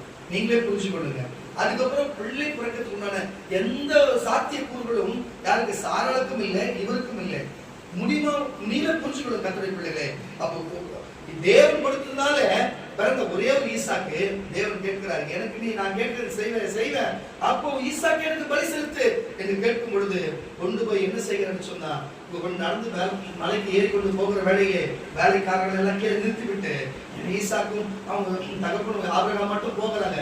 அப்ப பார்த்து ஈசாக்கு கேட்கிறாரு, அப்பா எல்லாமே எல்லாத்தோட்டும் பலி செலுத்துக்கு ஆடு மட்டும் இல்லையா பாச்சு, கர்த்தர் பார்த்து கொள்வார், கர்த்தர் பார்த்து கொள்வார் சொல்லி எடுத்துன்னு போயிட்டு அங்க போய் அந்த இடத்துல எல்லாத்தையும் பலிகளையும் ஆயத்தப்படுத்தி கையும் காலையும் கட்டி அவன் மகனை போடும்போது பிள்ளைக்கு என்ன ஒரு காரியமா இருக்கும்? என்ன ஒரு காரியமா இருக்கும் பாருங்க. நான் ஏற்கனவே சொன்னேன், லூக்கா சுவிசேஷ புஸ்தகம் 11ஆம் அதிகாரம் 11ஆம் வசனத்திலே பாருங்க தகப்பன் பிள்ளைகள் தகப்பனத்திலே அப்பம் கேட்டா கல்லை கொடுப்பானா, மீனை கேட்டா பாம்பை கொடுப்பான், மீனுக்கு பதிலாக பாம்பை கொடுப்பானா என்று வேத வசனத்தை பார்த்தோம். ஆனா பிள்ளைக்கு பாருங்க, பிள்ளை கேட்டார். இப்ப தேவனிடத்துல ஆபிரகாம் பிள்ளை கேட்டிருந்தார், பிள்ளை கொடுத்தார், ஆசீர்வாதம் சொல்லி கொடுத்தாரு. அந்த பிள்ளையே தேவன் கேட்கும் பொழுது, ஆனால் ஆபிரகாம் விசுவாசத்தை பாருங்க, பிள்ளையை விட தன் கட்டின மனைவியை விட அவர் எங்க இருந்து வந்தாரு? ஹல்லேலூயா. தேராகு வீட்டிலிருந்து அவங்க அப்பா ஒரு சிலைகள் செய்கிறவராகவும் ஒரு சிற்பியாகவும் ஒரு சபதியாகவும் இருந்த அப்படிப்பட்ட இடத்துல தேராகு வீட்டிலிருந்து அவர் அங்கிருந்து புறப்பட்டு தேவன் சொன்னாரு, நீ இங்க இருக்க வேணாம்பா, நான் உனக்கு காண்பிக்கிற தேசத்துக்கு வா, உன்னை வந்து வானத்து நட்சத்திரங்களை கூட பூமி மலை கூட ஜனங்களை சந்ததி பெருகு செய்வேன், என் வார்த்தை கேள்வி சொன்ன உடனே யாரு எதுன்னு தெரியல, இந்த சத்தத்தை கேட்டு அந்த உணர்வு உணர்ந்த உடனே இவர்தான் மெய்யான தேவன் என்று அறிந்து அவர் பின்னாலேயே நடந்து வந்தவர் ஆபிரகாம். ஹல்லேலூயா. ஆபிரகாமை போல விசுவாசத்தின் தகப்பன் பூமியில ஒருவனை காண முடியாது. அப்படிப்பட்ட விசுவாசத்தின் தகப்பனுக்கு தேவன் மறுபடியும் விசுவாசத்தின் நிமித்தம் கேட்கிறார். என்ன கேட்கிறாரு? உன் மகனை நீ நான் சொன்னால் செய்வியா?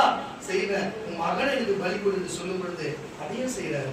என் மகனை விட, என் மனைவியை விட, எங்க அப்பாவை விட, நான் வாழ்ந்த சொந்த பந்த விட நீதாயா எனக்கு முக்கியம், நீதாயா எனக்கு முக்கியம்.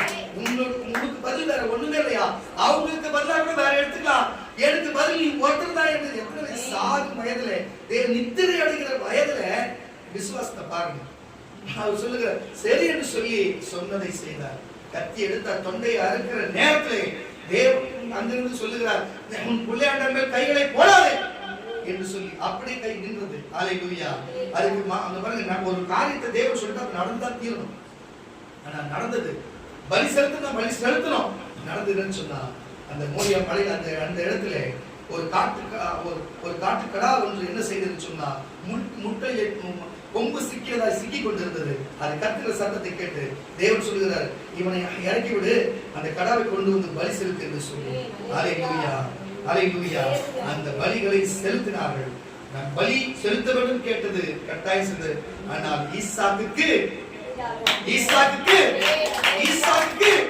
பதிலாக கடாக்களை தேவன் கொடுத்த வாசியை கேட்கலாம். ஆபிரகாம் தன் கண்களை ஏறெடுத்து பார்க்கும் பொழுது இதோ பின்னாக புதரிலே தன் கொம்புகள் சிக்கிக் கொண்டிருந்த ஒரு ஆட்டுக்கடாவை கண்டார். என்னப்பா? ஆட்டுக்கடாவை சிக்கிக் கொண்டிருந்த ஆட்டுக்கடாவை கண்டா.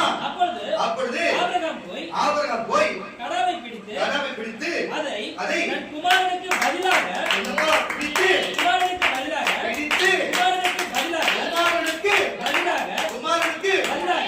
இன்னைக்கு உங்களுக்கு பதிலாக குமாரனே வந்தார். உங்களுக்கு பதிலாக குமாரனே கொடுத்தார். உங்களுக்கு பதிலாக குமாரனை கொடுத்தார். அந்த குமாரனுக்கு பதிலாக தகன பலியிட்டார். கரங்களை தட்டி சொல்லுவாங்க. அன்னைக்கு ஈசாக்குக்கு பதிலாக யார் ஜீவனை கொடுத்தது? யார் கொடுத்ததுங்க? அந்த மோரியா மலையில அங்க ஆட்டுக்கடா வந்தது யாரு? அடிக்கப்பட்ட ஆட்டுக்குட்டியாகிய அந்த கிறிஸ்துதான். ஹல்லேலூயா. அடிக்கப்பட்ட ஆட்டுக்குட்டியாகிய, ஹல்லேலூயா, பாவம் அறியாத ஆட்டுக்குட்டியாகிய அவர்தான் ஈசாக்குக்கு பதிலாக எந்த சந்ததி உருவாக வேண்டும் என்பதை கவலையா ஆபிரகாமின் சந்ததியா இன்னைக்கு இஸ்லாமியர்களும் இன்னைக்கு யூதர்களும் இன்னைக்கு விசுவாச தகப்பனாக நமக்கு ஆபிரகாம் என்று சொன்னா இயேசுவின் சந்ததி வந்திருக்கிறது. இன்னைக்கு இயேசுவின் சந்ததி என்று நான் சொல்லிக்கிறேன். ஆபிரகாம் இல்லடா, நம்ம இல்ல. ஆபிரகாமுக்கு பிறந்த ஒரே பிள்ளை அவர் யாரு? ஈசாக்கு. ஆபிரகாமுக்கும் பாருங்க சாராளுக்கும் பிறந்த ஒரே பிள்ளை யாரு? ஈசாக்கு. அந்த ஈசாக்கு என்ன நீ நாளைக்கு இல்ல. அப்ப முதல்ல நமக்காக அவர் என்ன செஞ்சிருக்கிறாரு? அவர் நமக்கு ஈசாக்குக்கு பதிலாக அப்படின்னா நம்ம சந்ததிக்கே பதிலாக அவரையே அர்ப்பணிக்கிறார். ஹல்லேலூயா. அப்ப ஆபிரகாம் விசுவாசித்து அவர் பேச்சை கேட்டது நிமித்தம் பிள்ளையும் கொடுக்க முடியும். பிள்ளைக்கு பதிலாக தன்னையே கொடுக்க முடியும். அவரால் பிள்ளைக்கு பதிலாக கடாவை கொடுக்க முடியும். பிள்ளைக்கு பதிலாக தன்னையே கொடுக்க முடியும். நான் சொல்லுகிற கர்த்தருடைய பிள்ளைகளே, அப்ப உன் வாழ்க்கைக்கு பதிலாக, உன் பிரச்சனைக்கு பதிலாக, உன் போராட்டத்துக்கு பதிலாக, நிந்தைக்கு பதிலாக, உன் கண்ணீருக்கு பதில் என் மகள நீ வாழ்க்கை குடும்பத்துல ஒவ்வொரு நாளும் கண்ணீரா இருக்க. உன் கண்ணீருக்கு பதிலாக, உன்னுடைய பாருங்க, உன்னுடைய கண்ணீருக்கு பதிலாக, உன் துன்பத்துக்கு பதிலாக, உன் துயரத்துக்கு பதிலாக, உன் பிரச்சனைக்கு பதிலாக, போராட்டத்துக்கு சபைக்கு வர முடியாத உன் துன்பப்படுத்துகிறார்களா? இந்த சபைக்கு உள்ள கலந்து கொள்ள முடியாது துன்பமா இருக்கிறதா? இயேசுவை தேடி வரும்போது துன்பமா இருக்கிறதா? வேலையில துன்பமா, வீட்டில துன்பமா, எல்லாத்தையும் துன்பத்தை குறித்து கவலையா, கண்ணீரா? பாருங்க, சாம்பலுக்கு பதிலாக சிங்காரத்தை கொடுக்கிற தேவன் அவர். ஹல்லேலூயா. கண்ணீருக்கு பதிலாக ஆசீர்வாதத்தை கொடுக்கிற தேவன். ஹல்லேலூயா. பாருங்க, ஆபிரகாமின் மகனாகிய ஈசாக்குக்கு பதிலாக அவர் கடாவாக மாறி கொடுக்க முடியும் சொன்னார். இன்றைக்கு நீ விசுவாசிகளிலே உனக்காகவும் எனக்காகவுமே அல்லேலூயா அவர் தன்னையே கொடுத்திருக்கிறாரு. அவர் தன்னையே கொடுத்திருக்கிறாரு. அதுக்கப்புறம் இந்த உலகத்துல வேற என்னையா கொடுக்காத போகிறாரு. லூக்காஸ் சுவிசேஷ புத்தகம் 11:11 வாசிக்கும் பொழுது அவர் பரிசுத்த ஆவியே கொடுத்திருக்கும் பொழுது, நீ கேட்கிற பரிசுத்த ஆவியே கொடுத்திருக்கும் பொழுது, இயேசு தன்னையே கொடுத்திருக்கும் பொழுது, இதுக்கு மேல என்னையா உங்களுக்கு என்னையா இருக்குது? சரி, அவர் சொல்லின வாயால அப்பவும் திருப்தி ஆகுங்க. ஏசாயா தீர்க்கதரிசன புத்தகம் 61ஆம் வசனம். ஏசாயா தீர்க்கதரிசன புத்தகம் 61ஆம் அதிகாரம் 3ஆம் வசனம் வாசிக்க கேட்கலாம். சியோனிலே துயரப்பட்டவர்களை கரங்களை தட்டி பெரிய கரகோஷம். இப்போ நம்ம சியோனுக்குள்ளே இருக்கிறோம். இது வார்த்தையை எடுத்துக்கொள்ளுங்க. வரலாறு எடுக்காதீங்க, வார்த்தையா. இது தேவன் உங்களுக்கு பேசுற வார்த்தை எடுத்து அப்பதான் உங்களுக்கு புரியும். உங்களுக்கு பிசாசுகள் மாம்சமும் வந்து சொன்னா வசனம் அப்படின்னு நினைக்க கூடாதுங்க. உங்களுக்கு தேவன் பேசுற வார்த்தையை விசுவாசிக்கணும். அல்லேலூயா. ஏன்னா அதான் வார்த்தை. இப்போ வாசிக்க அதெல்லாம் கேட்டுக்க. நீங்க அவர் சொல்லிட்டாரு, வாய் வார்த்தை சொல்றாரு, அதிகாரத்தோட சொல்லணும்ல. வாசிக்கலாம். சியோனிலே துயரப்பட்டவர்களை, நம்ம சபையில சரி, நம்ம சபை மக்களே, சியோனிலே துயரப்பட்டவர்களும் சரி, சீர்படுத்தவும், இன்னைக்கு உங்களை சீர்படுத்தவும், அவர்களுக்கு சாம்பலுக்கு பதிலாக சாம்பல்னா ஒண்ணுமே கிடையாது அர்த்தம். ஒண்ணுமே இல்லாத பிரச்சனை. சாம்பலுக்கு பதிலாக சிங்காரத்தையும் துயரத்துக்கு பதிலாக நீ பட்ட துயரத்துக்கு என்ன விசுவாசம்?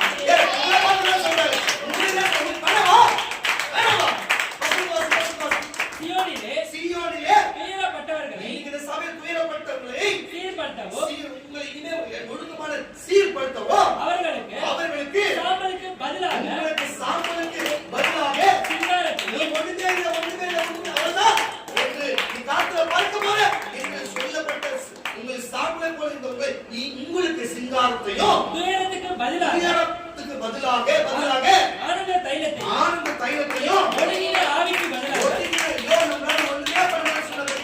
ஒடுங்கின ஆவிக்கு பதிலாக துதியின் உடையை கொடுக்கவும் அவர் என்னை அனுப்பினார். அவர்கள் கர்த்தர் தம்முடைய மகிமைக்கென்று நாட்டின நீரின் விருட்சங்கள் எனப்படுவார்கள். தொடர்ந்து வாசி. என்ன வாசிது? அப்படி மூணாவது பேச வந்துட்டு தொடர்ந்து வாசினேவா? அவர்கள் நெடுங்காலமாய் 9 வரை வாசினேவா? அப்படி புரியுமா? அவர்கள் நெடுங்காலமாய் பாழாய் கிடந்தவைகளை கட்டி, உங்களை பார்த்து நெடுங்காலமாய் பாழாய் இருக்கிறதை கட்டி, பூர்வத்திலே நிர்மூலமானவைகளை ஒண்ணுமே இல்லாத போனவைகளை எடுப்பித்து தலைமுறையா இருந்து கிடந்த பாழான பட்டணங்களை புதிதாய் கட்டுவார்கள். மறுபடியும் புதுப்பித்து கட்டுவார்கள். மறுஜாதியார் நின்று கொண்டு மந்திகளை மேய்த்து அந்நிய புத்திரர்கள் உங்களை பட்டணியார்களையும் பண்ணையாட்களையும் உங்கள் திராட்சை தோட்டக்காரர்களாக இருப்பார்கள். புரியுதா இல்லையா? எங்கெல்லாம் நீ அடிமையா இருக்கியோ உனக்கு வேலை செய்ய ஆள் வருவாங்க. அதுதான் சொல்ல வருகிறார்.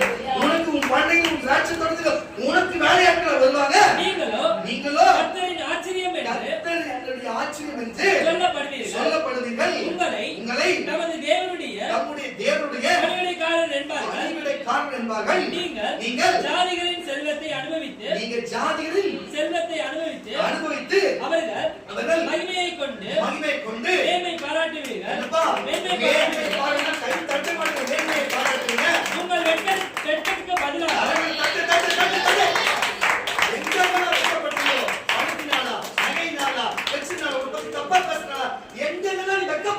வெட்கத்துக்கு பதிலாக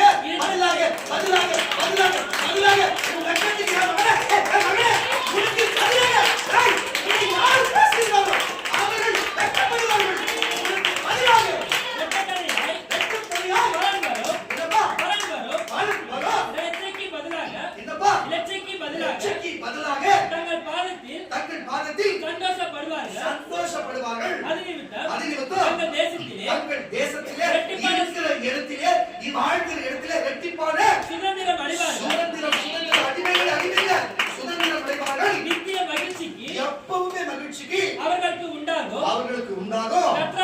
கர்த்தராகிய நான் அவருக்கு சொல்றதுக்கு அவரே அங்கீகாரம் கொடுக்கிறார். கர்த்தராகிய நான் இதை விரும்பி கொள்ளை போக்கினாலும் இடைப்பட்ட தகன பலியை வெறுக்கிறேன். பாருங்க, பலிகளை நான் வெறுக்கிறேன். நான் அவர்கள் கிரியை உண்மையாக்கி, அவங்க கிரிகளை எல்லாம் உண்மையாக்கி அவர்களோடு நித்திய உடன்படிக்கை பண்ணுவேன். அவர்கள் சன்னதியானது ஜாதிகளின் நடுவிலும் அவர்கள் சந்தானமானது ஜனங்களின் நடுவிலும் அறியப்பட்டிருக்கும். அவர்களை பார்க்கிற யாவரும் அவர்கள் கர்த்தரால் ஆசீர்வாதம் பெற்று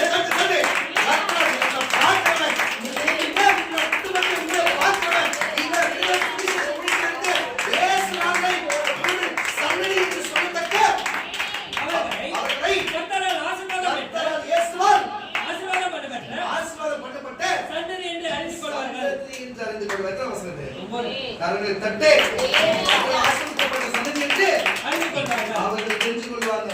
உன்னை வெட்கப்படுத்தினவனோ, அல்லேலூயா, துன்பப்படுத்துறவனோ, துயரப்படுத்தினவனோ, அதுக்கு பதிலாக எவ்வளவு ஆசீர்வாதத்தை கொடுத்திருக்கிறார். நீ என்ன பண்ணணும்? ஒழுங்கா ஜெபிக்கணும், ஒழுங்கா வேதத்தை வாசிக்கணும், ஒழுங்கா சபைக்கு வரணும், ஊழியக்காரர் சொல்ற பேச்சை கேட்டு செய்யணும். செய்யலாமா செய்யக்கூடாது கேட்டுதான் செய்யணும். இப்படி சட்டத்திட்ட இருக்கணும். இந்த 4 காரியத்தை நீ செஞ்சா இந்த வார்த்தை எல்லாம் உங்களுக்கு பலிக்கும். ஒருவேளை நேற்று செய்யாத இருந்தாலும் பரவாயில்ல, இனிமே செய், இனிலிருந்தே பலிக்கும். அவர் ஆபிரகாமுக்கு மட்டுமல்ல, ஆதாம் ஏவாளுக்கு மட்டுமல்ல, அல்லேலூயா, அவர் பாருங்க, அவர் தாவீதுக்கு மட்டுமல்ல, யோபுக்கு மட்டுமல்ல, இன்னைக்கு உனக்கும் எனக்குமே ஏசாயா தீர்க்கதரிசி கொண்டு இன்னைக்கு இப்பேற்பட்ட வார்த்தை நமக்கு கொடுத்திருக்கிறார். இப்பேற்பட்ட வார்த்தை கொடுத்திருக்கிறார் என்பதை மட்டும் நீங்க புரிஞ்சு கொள்ளுங்க. கர்த்தருடைய பிள்ளைகளே, நீங்க புரிஞ்சு கொள்ளுங்க. வாசிக்க அதே ஏசாயா தீர்க்கதரிசி புத்தகம் 43ஆம் அதிகாரம், ஏசாயா தீர்க்கதரிசி புத்தகம் 43ஆம் அதிகாரம் 4ஆம் வசனத்தை வாசிக்க கேட்கலாம். ஏசாயா தீர்க்கதரிசி புத்தகம் 43ஆம் அதிகாரம். நீ என் பார்வைக்கு அருமையானபடியால் கனம் பெற்றாய். கரங்களை தட்டு தட்டு தட்டு தட்டு. அப்போ நீ என் பார்வைக்கு அருமையானபடியால் கனம் பெற்றாய். கனம் பெற்றாய். நான் உன்னை சிநேகித்து ஆதலால் உனக்கு பதிலாக நான் அதான் சொல்றேன். அவங்க சிநேகிக்கிறாரு. ஆனா சிநேகிக்கிறதுக்கு பதிலாக அவர் சிநேகிக்கணும் என்ன செய்யணும்? தினந்தோறும் ஜெபிக்கணும், வேதத்தை வாசிக்கணும், தினந்தோறும் வாரமான கரெக்டா சபைக்கு வரணும். எந்த காரியம் செஞ்சாலும் ஊழியக்காரரோட ஆலோசனை கேட்கணும். இப்படி இருக்கிறவங்க வந்து எப்படி இருக்கிறோம்னா வசனம் வாசி. இப்படி செய்கிறவங்க வந்து தேவனுடைய பார்வைக்கு வாசி.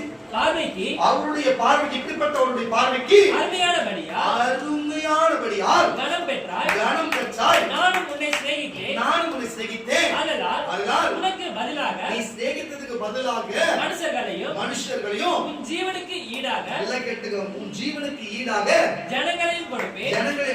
பயப்படாதே, நான் உன்னோடு இருக்கிறேன். நான் உன் சன்னதியை இலக்கிலிருந்து வரப்பண்ணி உன்னை மேற்கிலும் இருந்து கூட்டி சேர்த்து நான் வடக்கை நோக்கி கோடி என்னும் தெற்கை நோக்கி வைத்திராதே என்று சொல்லி தூரத்தில் இருக்கிற என் குமாரரையும் பூமியின் கடையாந்தரத்தில் இருந்து என் குமாரத்திகளையும் நான் என் மகிமைக்கென்று சிருஷ்டித்த உருவாக்கி படைத்து என் நாமம் இயேசுவின் நாமம் தரிக்கப்பட்ட யாவரையும் கொண்டு வா என்பேன். கண்கள் இருந்தும் குருடாய் இருக்கிற ஜனத்தையும் காதுகள் இருந்து எல்லாம் கேட்டுங்க. பாயிண்ட் என்ன வரான்னு பாருங்க. அவங்களும் உங்களுக்கு தான் கொடுப்பாரு. பசி கண்கள் இருந்தும் காதுகள் குருடாய் இருக்கிற காதுகள் இருந்தும் செவிடராய் இருக்கிறவர்களையும் புறப்பட்டு வரப்பண்ணுவேன். சகல ஜாதிகளும் ஏகமாய் சேர்த்துக்கொண்டு சகல ஜனங்களும் கூட்டி வரட்டும். இதை அறிவித்து உண்மை சம்பவங்களை நமக்கு தெரிவிக்கிறவன் யார்? கேட்டு மெய்யென்று சொல்லக்கூடும்படிக்கு அவர் தங்கள் சாட்சிகளை கொண்டு வந்து யதார்த்த வண்ணமாய் விளங்கட்டும். நானே அவரை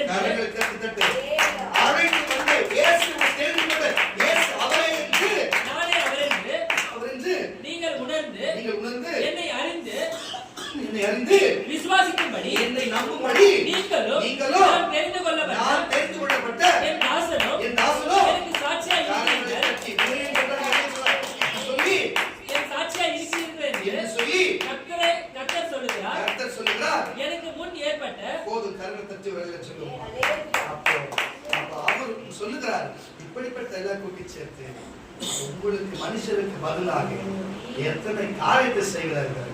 அவர் நம்பும் பொழுது, அவர் நேசிக்கும் பொழுது, ஜபிக்கும் பொழுது, வேத வாசத்துக்கும் பொழுதும், சபைக்கு வரும் பொழுதும், ஆலோசனை கேட்டு செய்யும் பொழுதும், அந்த நாட்களை தீர்க்கதரிசி நான் ஏன் என்ன கேட்டு கேட்டு செய்யணும் கூட சொல்ல புரியுதா இல்லையா? ராஜாக்கள் எல்லாம் தீர்க்கதரிசி தான் போய் பார்த்தாங்க. அந்த நாட்களில் இருந்த எல்லா தீர்க்கதரிசி பார்த்தாங்க. ஆனா இப்ப அநேகத்துல இல்லைனாலும் உங்களுக்கு நீங்க கற்றுக் கொடுத்துருக்காங்க. அது கடைபிடிக்கணுமா இல்லையா? அது பிடிக்காம இந்த தன்னிச்சையா செய்தா தப்பா பாவமா இல்லையா? அதனால புரிய வைக்கும் தான் சொல்லுகிறேன். அல்லேலூயா. அன்றைக்கு ஏசாயா இருந்தாரு, எரேமியா இருந்தாரு, தானியேல் இருந்தாரு, ஓசியா இருந்தாரு, ஒபேதியா இருந்தாரு, ஆமோஸ் இருந்தாரு, செபனியா இருந்தாரு. இன்னைக்கு கர்த்தர் அருள்ராஜன் கொடுத்திருக்கிறார். பயன்படுத்தினோம், பயன்படுத்தினோம் கர்த்தரை பிள்ளைகளை. இப்படிப்பட்ட காரியங்கள் இருக்கிறது, இப்படிப்பட்ட காரியங்கள் இருக்கிறது. இப்படிப்பட்ட காரியத்தை தேவன் நமக்கு கொடுத்திருக்கிறார். இப்படிப்பட்ட காரியத்தை குறித்து நம்ம சொல்லியிருக்கிறார். நீங்க புரிஞ்சு நடக்கும் பொழுது கர்த்தர் நான் சொல்லுகிறேன், இது எல்லாத்தையும் செஞ்சாச்சு. சரி சரி, நமக்கு விரோதமா செய்யறவங்க என்ன செய்யலாம்? இப்போ என்ன சொல்லிட்டாரு, நான் உங்களுக்கு விரோதமா செஞ்சவனுக்கு எல்லாமே உனக்கு ஆசீர்வாதத்தை கொடுப்பேன், நான் உங்க கூட இருப்பேன், எல்லாத்தையும் கூட்டி சேர்ப்பேன், செய்வேன்னு சொல்லி வார்த்தை கொடுத்தாரு. இப்படி செஞ்சா உனக்கு பதிலாக, ஆனா அவன் என்னதான் செஞ்சாலும் சரி, நீ எப்படி செய்யணும் அவர் செய்யறதான்னு சொன்னாரு. புரிஞ்சுக்கோ, நீ செய்யறத செய்ய, நான் உனக்கு செய்யறதான்னு சொன்னாரு. ஆனா நீ இப்படிப்பட்ட உனக்கு விரோதமா செய்கிற, உனக்கு விரோதமா எழுதுகிற மக்களுக்கு நீ எப்படி இருக்கணும்? சபையில நீ சபைக்குள்ள எப்படி இருக்கணும், வெளியில எப்படி இருக்கணும்? தேவன் மறுபடியும் நமக்கு சொல்றாரு, புரிஞ்சுக்கொள்ளும் கட்டளைக்குரிய 1 பேதுரு புஸ்தகம் 3ஆம் அதிகாரம், 1 பேதுரு புஸ்தகம் 3ஆம் அதிகாரம் 9ஆம் வசனம் கூட வாசிக்க கேட்கலாம். 1 பேதுரு தீமைக்கு தீமையோ, கரங்களை தட்டி விரலில சொல்லுவோமா? அதெல்லாம் சொல்ல பாருங்க. உனக்கு ஏசாயா புஸ்தகத்துல என்ன சொன்னாரு? உனக்கு ஆசீர்வதிப்பேன்னு சொன்னாரு, உனக்கு அதை கொடுப்பேன் இதை கொடுப்பேன்னு சொன்னாரு. சரிதான், நீ கஷ்டப்பட்டேன்னு சொன்னாரு, கொடுப்பேன்னு சொன்னாரு. ஆனா இப்ப நீ கஷ்டப்பட்டு நல்லா இருக்கிற, நீ நல்லா இருக்கும்போது சரி, உனக்கு தேவன் யோபு தனிப்பட்ட சோதிக்கும் போது சரி, உனக்கு 2 காரியம் இருக்குது. ஆனா செய்யறவர் அவர் எதனா செய்யட்டும், உனக்கு விரோதமா இருக்க அடிமைப்பட்டு அடிக்கிட்டோம் வச்சுக்கிட்ட அவரோட போட்டோம், அவர் புள்ளிங்க அவர் என்னவா செய்யட்டும், நீ எதுவுமே செய்யக்கூடாது. இப்ப என்ன சொல்றதோ அதை நீ கடைபிடிக்கும் பொழுது ஏசாயால சொல்லப்பட்ட தீர்க்கதரிசன வார்த்தைக்கு வாழ்க்கையில் கிரியை செய்யும். அப்பதான் நீ கிறிஸ்தவனா இருப்ப. நான் உனக்கு சொன்னதுல ஒழுங்கா வீட்டுல ஜெபிக்கணும், ஒழுங்கா வீட்டுல வார்த்தை தியானிக்கணும், ஒழுங்கா சபைக்கு வாரம் ஓடி வரணும், மூளைக்காரங்க கேட்க செய்யணும். இது நான் உனக்கு சொல்லி கொடுக்குறது. அல்லேலூயா. தேவன் உனக்கு என்ன சொல்லி கொடுக்குறாரு பாரு, வாசிக்க கேட்க. தீமைக்கு தீமையோ, அதான் சொல்லுங்க, உனக்கு ஒருத்தன் தீமை செய்கிறான்னா தீமைக்கு தீமையோ, உதாசீனத்துக்கு அவங்க உதாசீனத்துக்கு பதில் உதாசீனத்தையும் சரி கட்டாமல், நீங்க சரி கட்டாமல், அதற்கு பதிலாக நீங்கள் ஆசீர்வாதத்தை காரணத்தை செய்ய முடியுமா? அதான் இயேசு, அதுதான் இயேசு. ஒருவன் ஒரு கணத்தில் அறிந்தா மறு கணத்தை கொடுங்க. உங்களுக்கு சிறியவனாய் இருக்கிற எனக்கு நீ எதை செய்கிறாயோ அதை எனக்கே செய்கிறாய் என்று சொல்லுகிறார். அல்லேலூயா. அப்போ புரிஞ்சுக்கொள்ளும் கர்த்தருடைய பிள்ளைகளே. அப்போ உதாசீனத்துக்கு உதாசீனமோ, பாருங்க, அடிக்கிறதுக்கு அடிக்கிறதோ, திட்டத்துக்கு திட்டதோ முடிவு இல்ல. வசனவாசி, தீமைக்கு தீமையோ, உதாசீனத்துக்கு உதாசீனமோ சரி கட்டாமல், இதுக்கு சரி கட்டாம, அதற்கு பதிலாக, அதற்கு இதெல்லாம் பதில் செய்து, அதுக்கு இதுக்கெல்லாம் சேர்த்து பதிலாக நீங்கள் ஆசீர்வாதத்தை சுதந்தரித்துக் கொள்ளும்படி, அழைக்கப்பட்டவர்கள் என்று அறிந்து, நீங்கள் அதுக்காகவே அழைக்கப்பட்டவர்கள் என்று அறிந்து ஆசீர்வதியுங்கள். கரங்களை தட்டி நீங்க திருப்பி செய்யாம அவங்களை ஆசீர்வதிங்க. இதை செய்யறதுனால நம்ம இழிச்சவாயின்றாங்க. நம்ம வீட்டிலேயே சரி, பொதுவா இழிச்சவாய் வேத வசனத்தை நான் படி நடக்கிறேன், அது எனக்கு ஜீவனா இருக்குது. ஆமாவா இல்லையா? யாரு எதை செஞ்சாலும் சரி, மறுபடியும் அவங்க கூட சேர்த்து அவங்க எப்பயும் நேசித்து அவங்கள எந்த தீங்கு செய்யாத பதிலுக்கு பதில் செய்யாம நான் அமைதியா போறேன்னா காரணம் என்ன? என் ஆண்டவர், என் குருநாதர் சொல்லியிருக்காரு, என் குழந்தைங்க சொல்லியிருக்குது, என் தெய்வம் சொல்லியிருக்கிறாரு, என் சாமி சொல்லி, என் கடவுள் சொல்லியிருக்கிறாரு. எனக்கு அதுதான் விஷயம். அதை வரமும் வாழ்வமையும் புதுமையும் எது கேட்டாலும் என் மனசு நிறைவா கத்திர கொடுக்கிறார். அல்லேலூயா. என்னை பாதுகாத்து வராரு. அதுதான் சொல்லுகிறேன், நீங்களும் அதே மாதிரி செய்யுங்க. என்னை விட கத்திர இன்னும் அதிகமாக உயர்த்தி வைப்பாரு. அல்லேலூயா. நீங்க நல்லா இருப்பீங்க. விட்டத்துல வாசி, ஜீவனை விரும்பி, நல்ல கேட்டுங்க, இருந்தாலும் ஜீவனை விரும்பி நல்ல நாட்களை, நல்ல வருகிற நல்ல நாட்களை காண வேண்டும் என்கிறவர் என்கிற பொல்லாப்புக்கு தன் நாவையும் கவனத்துக்கு, நல்ல நோட் பண்ணிக்க, இதுல இதுல பாயிண்ட். கபடத்துக்கு தன் உதடுகளையும் விலக்கி காத்து பொல்லாப்பை விட்டு நீங்கி நன்மை செய்து சமாதானத்தை பரவாயில்ல தேடி அதை பின்தொடர கடவன். கர்த்தருடைய கண்கள் நீதிமான்கள் மேல் நோக்கமாக இருக்கிறது. நீ நீதிமான்தான். எப்படி பிசாசுடைய கண்ணும் அங்க இருக்க தேவனுடைய கண்ணும் யோபு மேலே பார்த்து கொண்டிருந்த சொன்னா யோபு நீதிமானா இருந்தாரு. அல்லேலூயா. அதனால்தான் அவன் கெடுக்கலாம் என்று பிசாசு பார்த்தா அவனை காப்பாற்றலாம் என்று தேவன் பார்த்தார். இதில் இரட்டிப்பான நன்மை கொடுத்து அவனை ஆசீர்வதித்து இன்னைக்கும் பேசும்படி வைத்திருக்கிறார். நீங்களும் அப்படித்தான். கர்த்தருடைய கண்கள் நீதிமான்கள் மேல் நோக்கமாய் இருக்கிறது. அவருடைய செவிகள் உங்களுடைய பாருங்க, நீங்க ஜெபிக்கிற ஜெபம் எல்லாத்தையும் கேட்க அவர் செவிகள் அவர்கள் வேண்டுதலுக்கு கவனமாய் இருக்கிறது. தீமை செய்கிறவனுக்கோ கர்த்தருடைய முகம் விரோதமாய் இருக்கிறது. நீங்கள் நன்மையை பின்பற்றுவீர்களானால் நன்மையே பின்பற்றுவீங்கன்னா உங்களுக்கு தீமை செய்கிறவன் ஒரு நாள் செய்யலாம். தொடர்ந்து நன்மை செஞ்சால் கூட எவன் அவன் அச்சாரா வந்து பேசுவான், திட்டாத பேசுவான். அதுக்கு மேல அவன் ரியாக்ஷன் பண்ண மாட்டாயா. நன்மை செய்கிறவன் தீமை செய்கிறவன் யாருன்னு கேட்கிறாரு. அப்படி யாரும் இல்லாத போல வருவான் எல்லாம் பண்ணுவான். இதுக்கு மேல அந்த ரியாக்ஷன் பண்ண மாட்டானா. அவரை தான்டா போடணும், அவனே போயிடுவான். அப்போ நன்மை செய்கிறவன் தீமை செய்கிறவன் யார்? நீதி நிமித்தமான நீங்கள் பாடுபட்டால் நீங்க அதுதான் யோகப்பட்டார் பாருங்க. நீதி நிமித்தமான யோகப்பட்டது போல ஆபிரகாம் பட்டது போல அங்க தாவீது பட்டது போல இப்ப பரிசுத்தமா இருக்க நீங்க படுகிறது போல பாக்கியவான்களா இருப்பீர்கள்.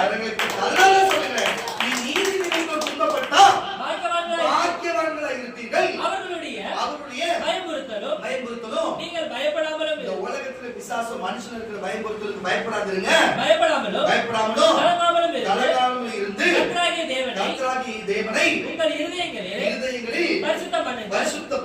உங்களில் இருக்கிற நம்பிக்கையை குறித்து உங்களிடத்தில் விசாரித்து கேட்கிற யாவருக்கும் சாந்தத்தோடும் வணக்கத்தோடும் உத்தரவு சொல்ல எப்பொழுதும் ஆயத்தமாய் இருங்கள். எத்தனை வருஷம் இது? 19 வாசி. கிறிஸ்துவுக்கு என்று கேட்ட உங்கள் நல்ல நடக்கைகளை தூசிக்கிறவர்கள் உங்களை அக்கிரமக்காரர்கள் என்று சபைக்கு வர அங்க போறேன்னு சொல்லி பின்னால பேசுறாங்களா, அவர் அக்கிரமக்காரர்கள் என்று உங்களுக்கு விரோதமாய் சொல்லுகிற விரோதமாய் பேசுகிற விஷயத்திலே வெட்கப்படும்படி அவங்களே வெட்கப்படும்படிக்கு மனசாட்சி உள்ளவராய் இருங்க. நீதி செய்து பாட அனுபவிப்பதிலும் தேவனுக்கு சித்தமானா நன்மை செய்து பாட அனுபவிப்பதில் தப்பு செய்து தண்டனை நன்மை செய்து பாட அனுபவிப்பதே மேன்மையா இருக்கும். ஏனெனில் கிறிஸ்துவும் நம்மை தேவனிடத்திலே சேர்க்கும்படிக்கு அநீதி உள்ளவர்களுக்கு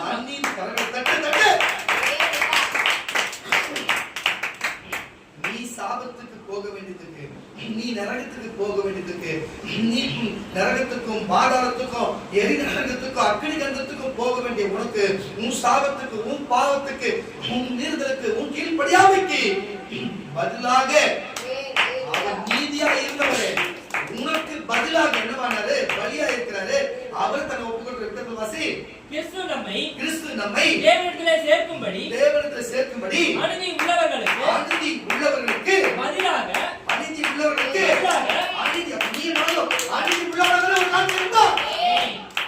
அநீதி உள்ளவனுக்கு பதிலாக நீதி உள்ளவராய் பாவங்கள் நிமித்தம் ஒரு தரம் பாடுபட்டார். அவர் மாம்சத்திலே கொலை உண்டு ஆவியிலே உயிர்ப்பிக்கப்பட்டார். அப்ப பரிசுத்த ஆவியை கேட்டா உங்களுக்கு பதிலாக கொடுக்கப்படும்.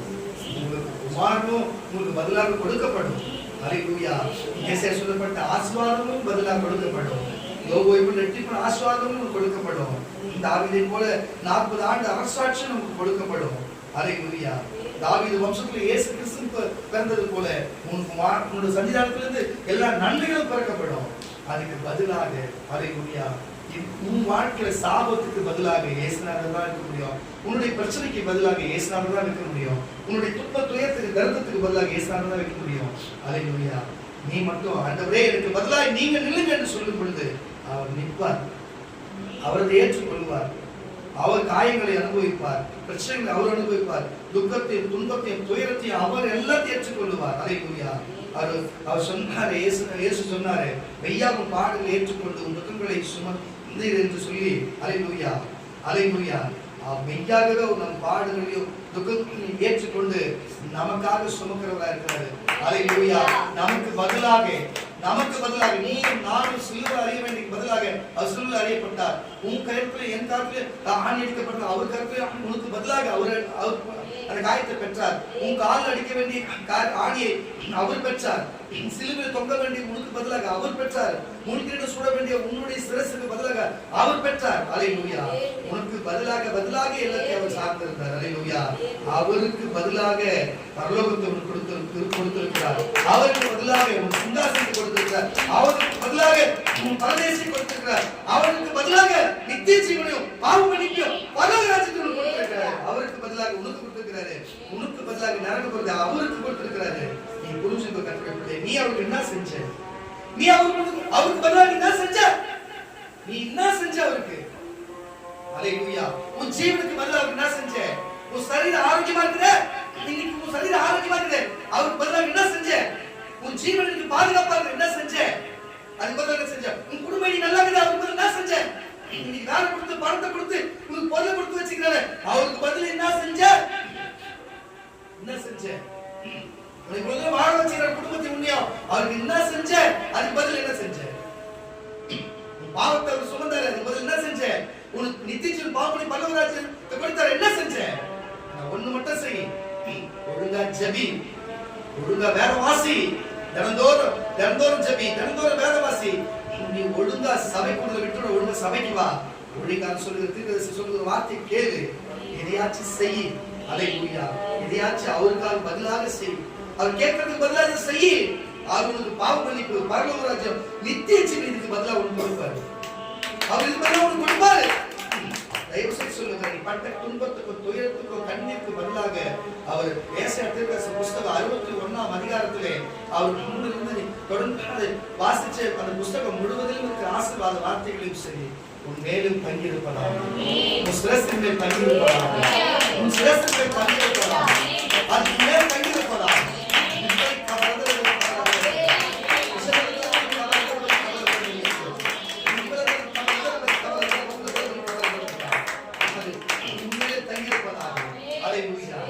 நீ அவருக்கு பதிலாக என்ன செய்ய போற? ஒரே செய்ய போறியா? பைபிளாச்சு போக போறியா? சுவிசேஷம் சொல்ல போறியா? சபையில தான் எடுத்து செய்ய போற? என்ன செய்ய போற? என்ன பண்ண போற? அவருக்கு உனக்கு ஜீவனை கொடுத்து, சரித்தை கொடுத்து, ஆசீர்வாதம் கொடுத்து, பாதுகாத்து, பாவம் மன்னிப்பு, பரலோகத்தை கொடுத்தது என்ன செய்ய போகிற? அதுக்கு பதில் என்ன? அதுக்கு பதில் என்ன செய்ய போகிற? இப்ப அதுக்கு பதில் செய்கிறவர்களா இருக்குன்னு சொன்னா எல்லாம் எழுந்து இருக்கும். அதுக்கு பதில் செய்கிறவர்களா எழுந்து இருக்கும்.